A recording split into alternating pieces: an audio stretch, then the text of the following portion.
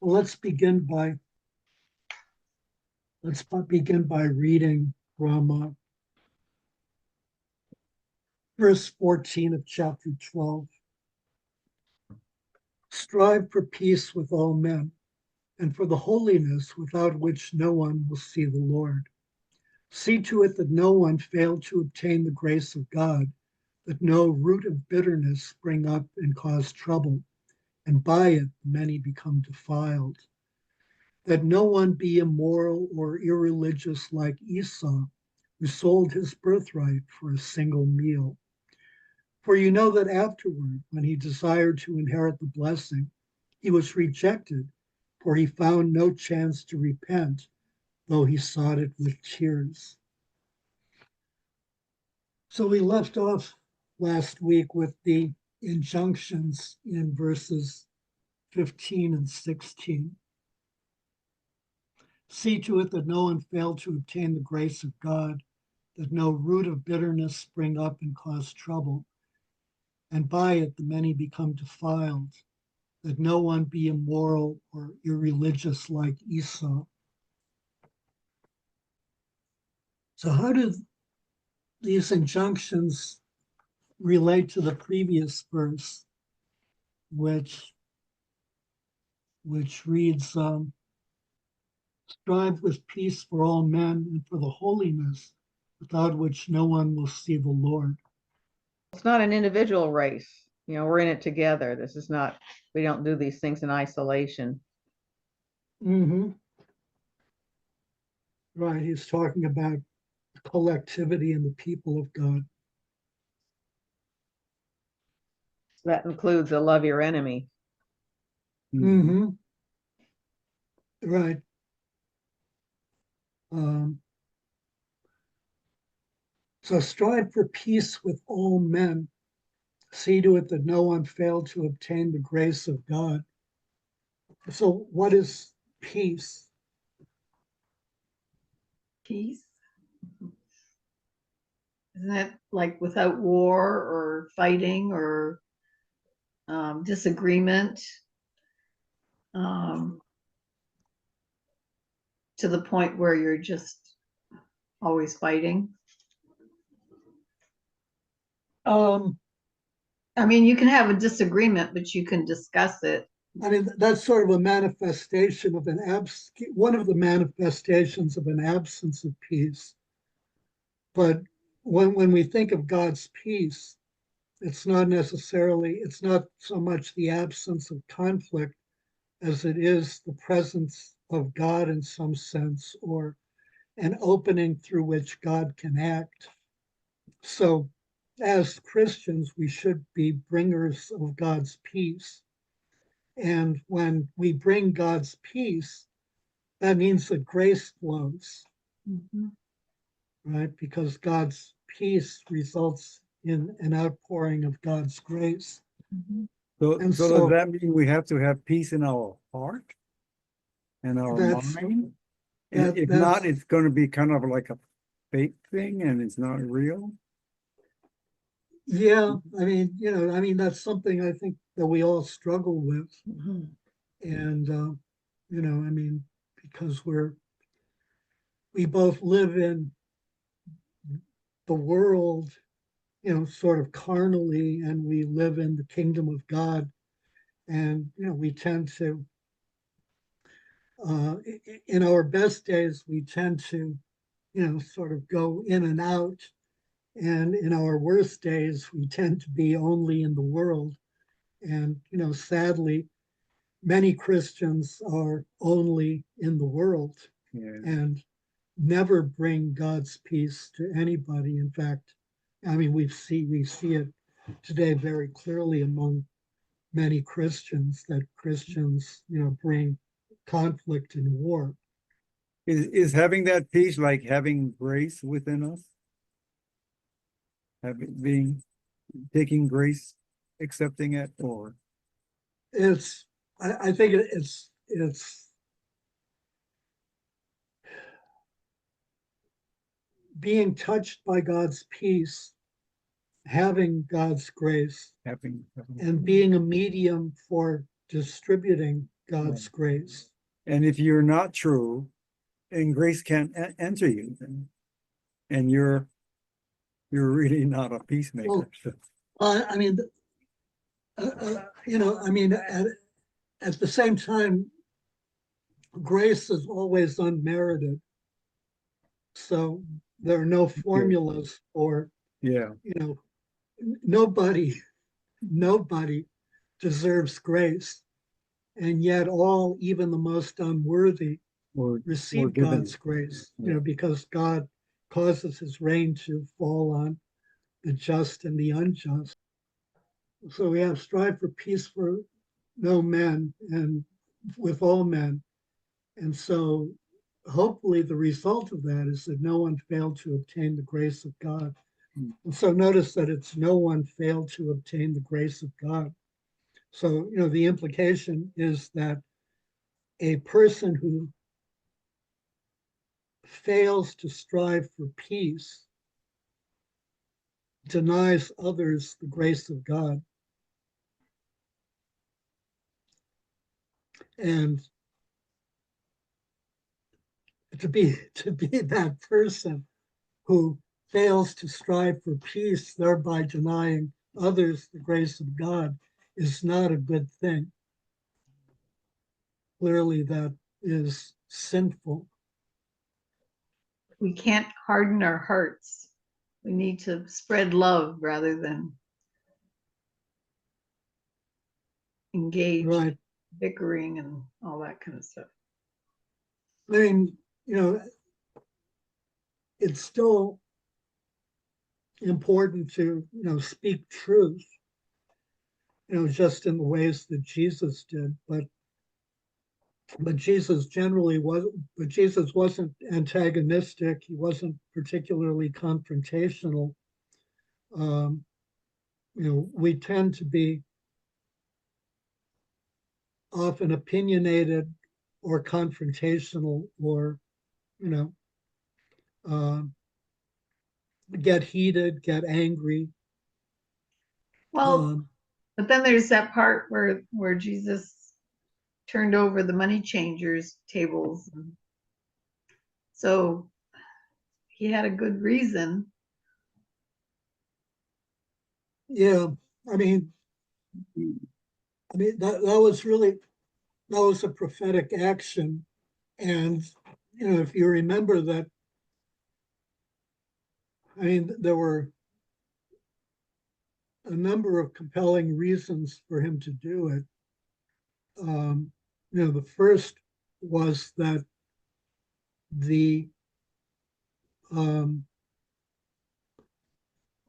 the selling of animals was brought into the temple under Caiaphas. Mm-hmm. Previously, if you wanted an animal to sacrifice, you went and bought it in the Kidron Valley or on the Mount of Olives, and then you brought your animal to the temple to sacrifice. But it occurred to Caiaphas that if you bring that into the temple, then the temple gets a cut of the profits, Yeah. right? So instead of being a place of sacrifice and of worship, of worship through sacrifice, the temple becomes a commercial venture, which it's not supposed to be.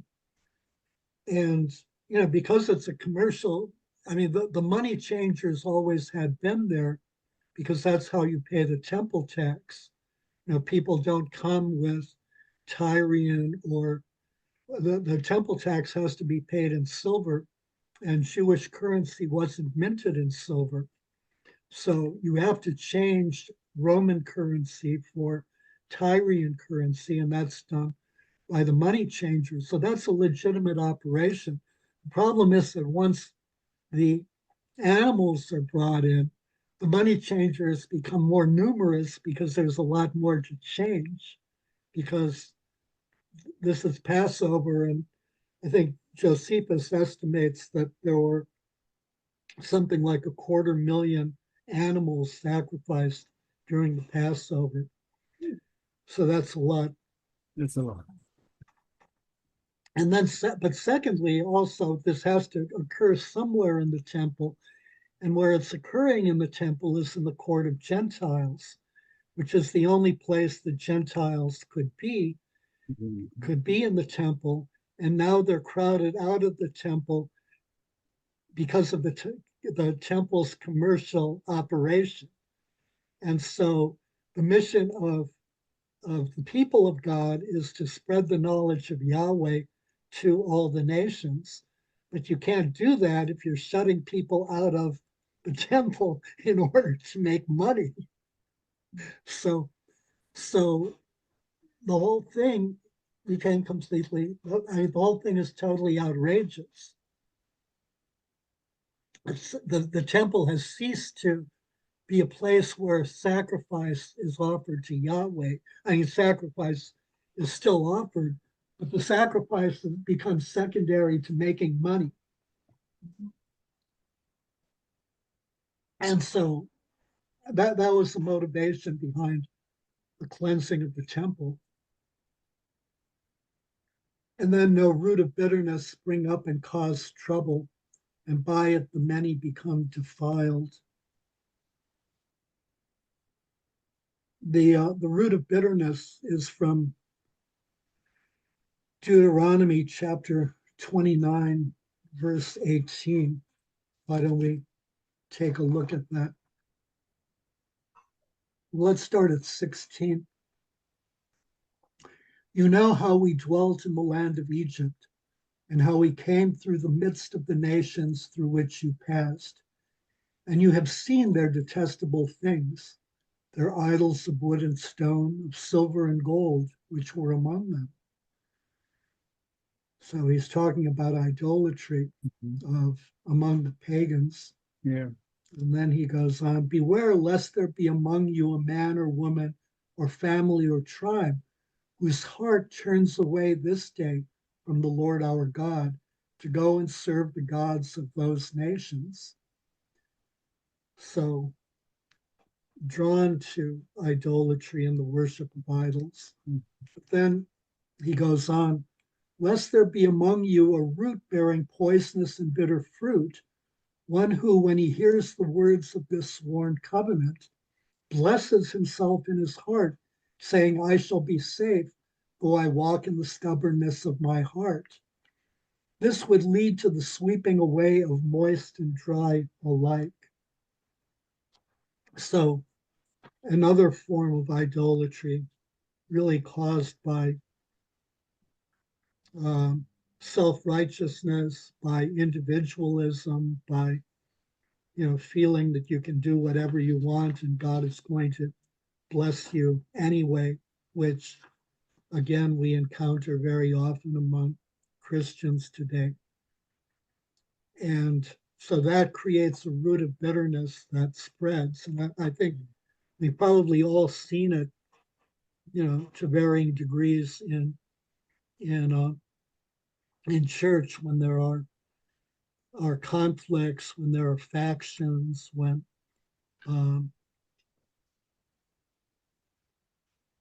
there's a lack of unity, and there are constant criticisms of one another. And then he gets to Esau.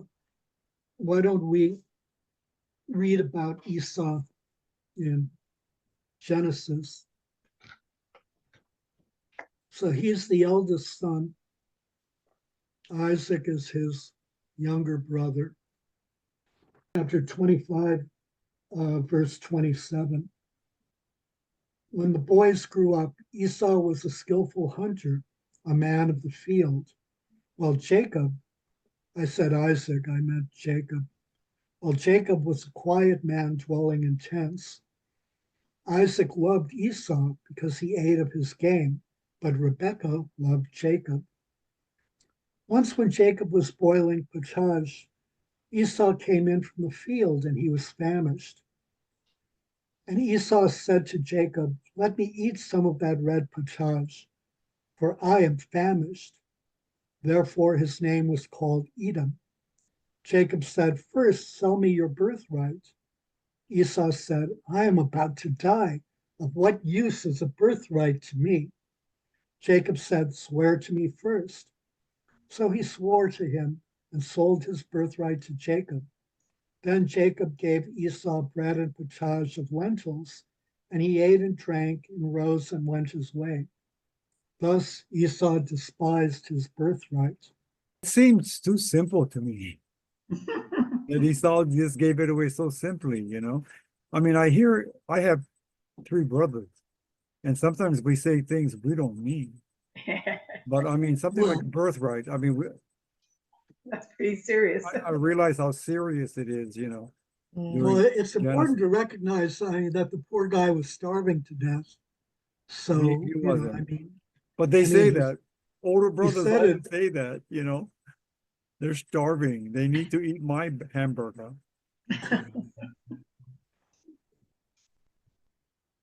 And you know what? I had forgotten that Jacob actually asked for that birthright. And so to me, you know, it wasn't something that he volunteered in place of the meal. Right. Uh-huh. Jacob asked, and then he said, "Well, if that's what it takes, it's yours." So to me, it's like this day and age, it's like somebody saying, "Hey, you know, oh, you want this hot fudge sundae? I give you this, you give me your deed." And he said, "Sure, I will." Shook his hand, and that can be binding, you know. But that's just a joke. I don't know. I guess you can't joke like that you couldn't joke like that in Genesis, the days of all these miracles. So we'll discuss this Yeah. further. Okay. The next, we'll jump to chapter 26, verse 34, which may or not be relevant. Healy mentions it. The question is, does the author have this in mind? When Esau was 40 years old, he took to wife Judith, the daughter of Beri the Hittite, and Basemath, the daughter of Elon the the Hittite, and they made life bitter for Isaac and Rebekah. Then let's move on. Let's go on to chapter 27, verse 1. When Isaac was old and his eyes were dim so that he could not see, he called Esau his older son and said to him, "My son." And he answered, "Here I am." He said, "Behold, I am old. I do not know the day of my death. Now then, take your weapons, your quiver and your bow, and go out to the field and hunt game for me, and prepare for me savory food, such as I love, and bring it to me that I may eat, that I may bless you before I die." Now Rebekah was listening when Isaac spoke to his son Esau. So when Esau went to the field to hunt for game and bring it, Rebekah said to her son Jacob, "I heard your father speak to your brother Esau, bring me game and prepare for me savory food, that I may eat it and bless you before the Lord before I die. Now therefore, my son, obey my word as I command you. Go to the flock and fetch me 2 good kids, that I may prepare from them savory food for your father, such as he loves, and you shall bring it to your father to eat, so that he may bless you before he dies." But Jacob said to Rebekah his mother, "Behold, my brother Esau is a hairy man, and I am a smooth man. Perhaps my father will feel me, and I shall seem to be mocking him, and bring a curse upon myself and not a blessing." His mother said to him, "Upon me be your curse, my son. Only obey my word and go fetch them to me." So he went and took them and brought them to his mother, and his mother prepared savory food, such as his father loved. Then Rebekah took the best garments of Esau, her older son, which were with her in the house, and put them on Jacob, her younger son, and the skins of the kids she put upon his hands and upon the smooth part of his neck. And she gave the savory food and the bread which she had prepared into the hand of her son Jacob. So he went into his father and said, "My father." And he said, "Here I am. Who are you, my son?" Jacob said to his father, "I am Esau, your firstborn. I have done as you told me. Now sit up and eat of my game, that you may bless me." But Isaac said to his son, "How is it that you have found it so quickly, my son?" He answered, "Because the Lord your God granted me success." Then Isaac said to Jacob, "Come near, that I may feel you, son, to know whether you are really my son Esau or not." So Jacob went near to Isaac his father, who felt him and said, "The voice is Jacob's voice, but the hands are the hands of Esau." And he did not recognize him, because his hands were hairy like his brother Esau's hands. So he blessed him. He said, "Are you really my son Esau?" He answered, "I am." Then he said, "Bring it to me, that I may eat of my son's game and bless you." So he brought it to him, and he ate, and he brought him wine, and he drank. Then his father Isaac said to him, "Come near and kiss me, my son." So he came near and kissed him, and he smelled the smell of his garments and blessed him and said, "See, the smell of my son is as the smell of a field which the Lord has blessed. May God give you of the dew of heaven and of the fatness of the earth and plenty of grain and wine. Let people serve you and nations bow down to you. Be Lord over your brothers, and may your mother's sons bow down to you. Cursed be everyone who curses you, and blessed be everyone who blesses you." As soon as Isaac had finished blessing Jacob, when Jacob had scarcely gone out from the presence of Isaac his father, Esau his brother came in from his hunting. He also prepared savory food and brought it to his father.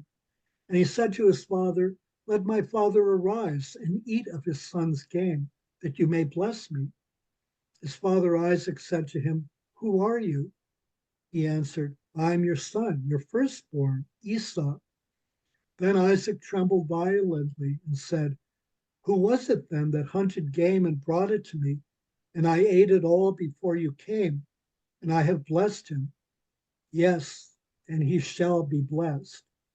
When Esau heard the words of his father, he cried out with an exceedingly great and bitter cry and said to his father, "Bless me, even me also, O my father." But he said, "Your brother came with guile, and he has taken away your blessing." Esau said, "Is he not rightly named Jacob? For he has supplanted me these 2 times. He took away my birthright, and behold, now he has taken away my blessing." Then he said, "Have you not reserved the blessing for me?" Isaac answered Esau, "Behold, I have made him your lord, and all his brothers I have given to him for servants, and with grain and wine I have sustained him. What then can I do for you, my son?" Esau said to his father, "Have you but one blessing, my father? Bless me, even me also, O my father." And Esau lifted up his voice and wept. Then Isaac his father answered him, "Behold, away from the fatness of the earth shall your dwelling be, and away from the dew of heaven on high. By your sword you shall live, and you shall serve your brother. But when you break loose, you shall break his yoke from your neck." That doesn't seem fair. Hmm. So he doesn't mention Jacob stealing Esau's birthright. He doesn't mention the guile or deceit. Why is that? Should he have? In Hebrews, you mean? Yeah. Yeah. Huh. Maybe the giving away his birthright was just more important than by faking him out, that Jacob lied to, didn't want to do it, but his mom forced him to do it. By deceit, got the blessing Uh-huh. and the inheritance himself, And But it's Esau that is being said that he was immoral or irreligious. But it Uh-huh. was his brother that carried on all that. Well, yeah, Esau was kind of a playboy, and he married two. What kind of women were they? Pagans. They Pagan. they were Yeah. Hittites. Hittites. Yeah. Yeah. So he didn't live a life of a pure heart. He just. But Jacob was still committing that sin of deceit. But why isn't he concerned with? Why doesn't he mention it? Why do you think? Why does he not? Why does he focus only on Esau? And what is immoral and irreligious? About giving up your birthright? Yeah, your inheritance of God's kingdom. Uh-huh. So one argument is that the immoral, the word used is pornos. Yeah. So one of the arguments is that Esau's marriage of the two Hittite women Mhm. was immoral. Yeah. Others argue that immoral here, pornos, is used metaphorically, not in terms of sexual act, but in terms of general um, immorality, which is closely related to irreligious. What is irreligious? Lack of it showing any signs of being religious, behaving other than what would be expected. Not living to honor God? Yeah, both of those things. So irreligious and immoral are closely related here.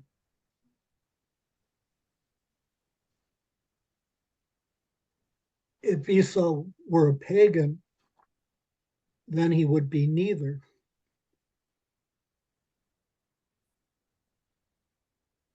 So let's look at Jacob's blessing of, Isaac's blessing of Jacob again.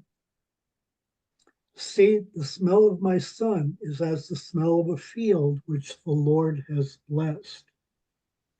May God give you of the dew of heaven and of the fatness of the earth and plenty of grain and wine. Let people serve you and nations bow down to you. Be Lord over your brothers, and may your mother's sons bow down to you. Cursed be everyone who curses you, and blessed be everyone who blesses you. So the smell of a field which the Lord has blessed. May God give you of the dew of heaven, of the fatness of the earth, and plenty of grain and wine. That was from the smell of his clothes, which weren't his clothes. Mm-hmm. Yeah, but the important thing, what is the blessing saying? So Isaac is thinks he's conferring the blessing on the firstborn. Mhm. From the author's point of view, whether he is or isn't is evidently immaterial. Mhm.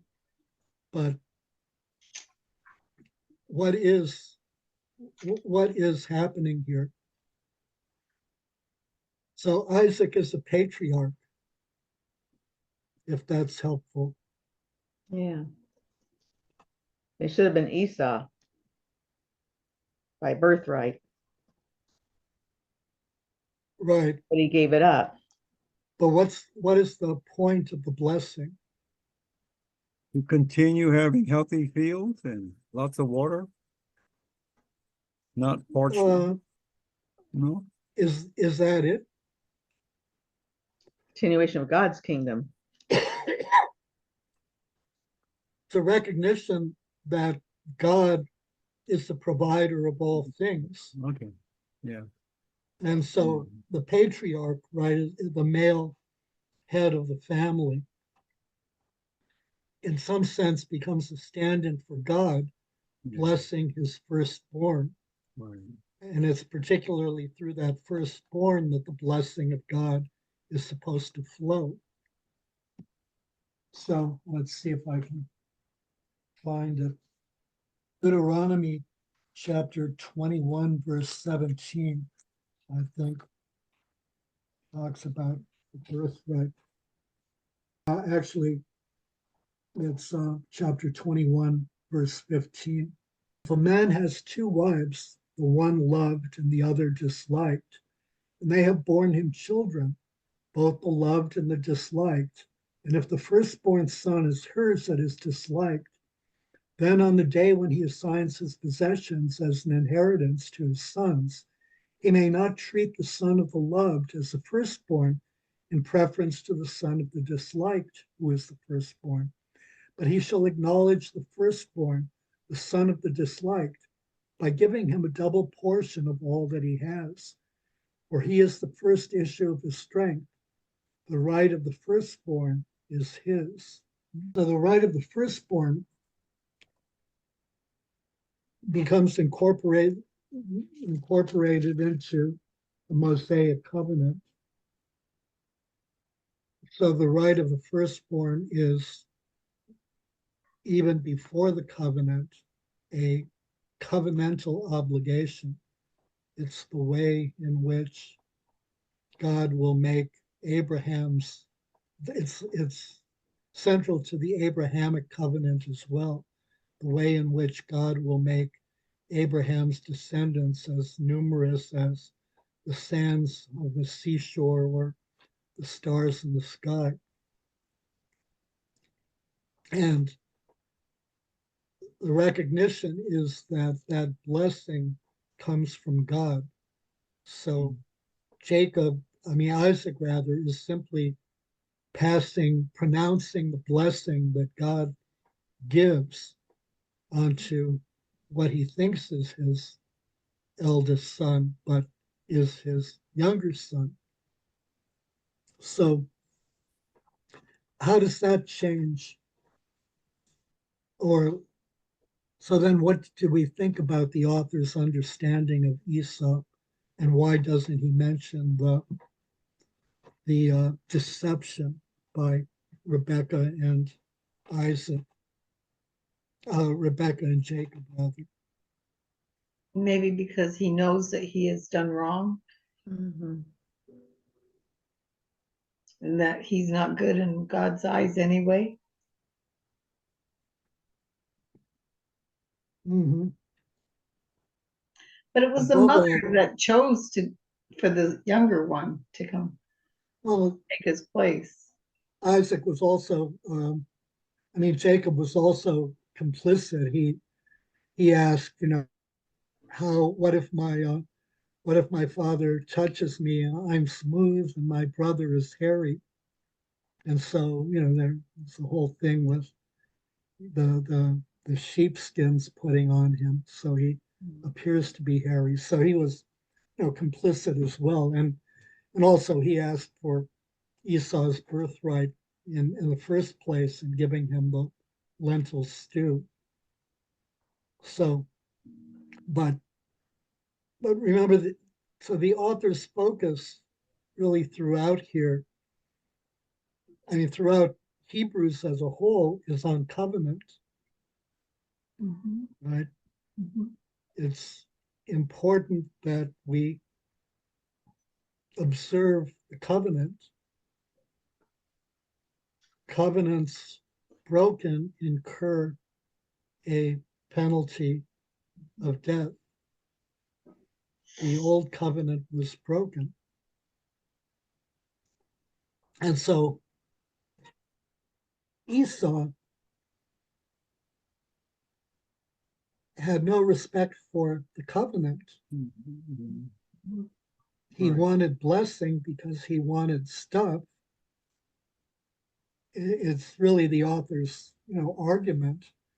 The author depicts him as being unrepentant. And so, we've all seen, cases in which somebody says they're sorry, and what they're really sorry about is that they got caught.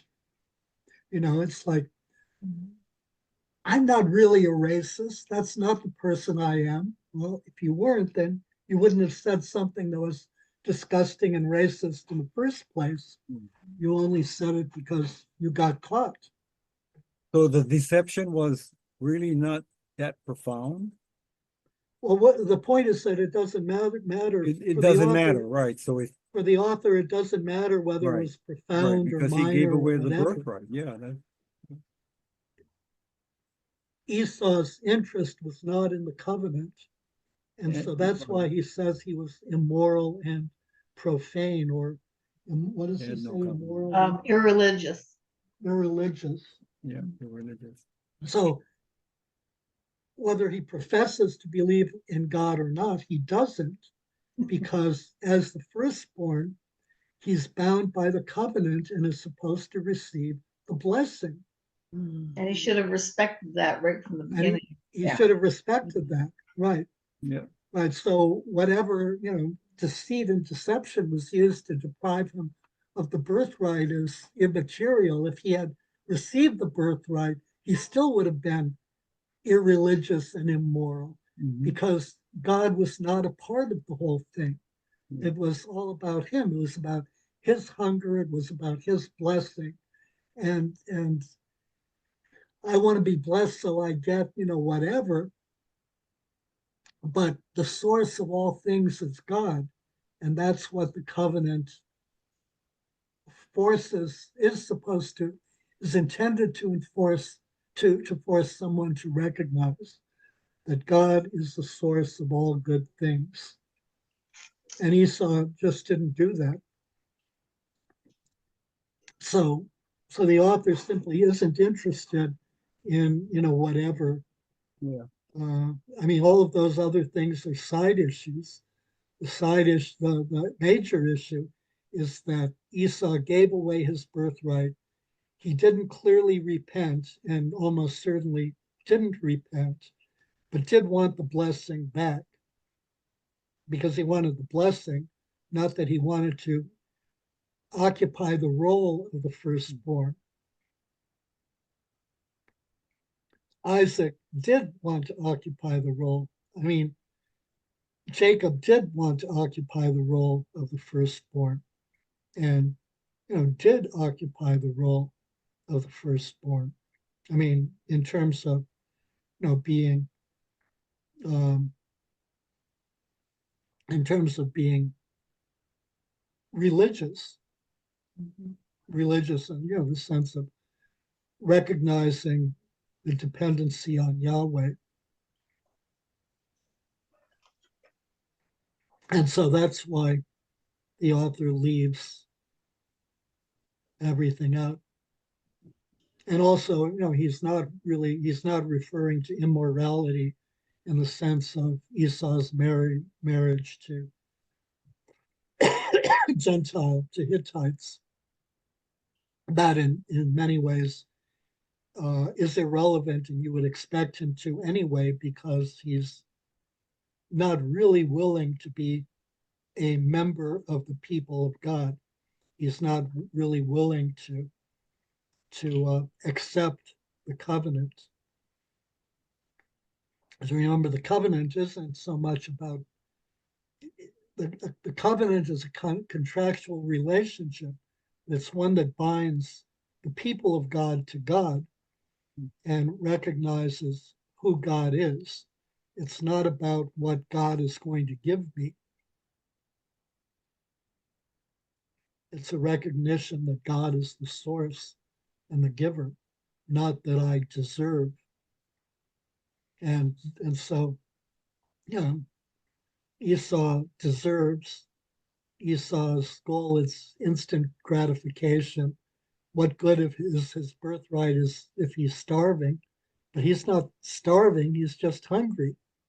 A lot of people, everybody at some point or another is hungry. It doesn't mean, you Give away your sell your house for a bowl of of soup. So Esau fell away from he didn't believe in the covenant yet. His heart wasn't in it. Right, He just wanted the earthly things. Right. Did he understand even the covenant made with God that his father made with God? Maybe he just didn't understand it, you know, or take the time to understand it. So he didn't open himself up. yeah. I mean, Yeah, he let the immoral thoughts and things get in his way. mhm, Yeah, and that's what pushes you away from So he couldn't stand Maintaining- up for what happened. maintaining your religion and Yeah. being a part of the covenant. He knew he was guilty of, You think he knew he was guilty or of just going didn't care? against the, He just didn't care. yeah, that's true. right. Right, I mean, He knew he the didn't covenant, fulfill what the covenant was supposed to, you know, the what, covenant makes demands on you, and Esau didn't seem that he wanted demands made on him. yeah. It seems that he wanted to focus on himself and what he wanted, and not on what his obligations and responsibilities were toward the covenant. So he Yeah. violated the covenant. So, the author's point here is that if we violate the covenant, this happens to us too, Mhm. Yeah, I think so. and particularly for his audience. And so if they're thinking of abandoning Christianity and returning to Judaism, then they're abandoning the covenant, the new covenant. Mm. And then in the next section, we see the author's comparison of covenants. Well, I had one thing really fast that I was looking up.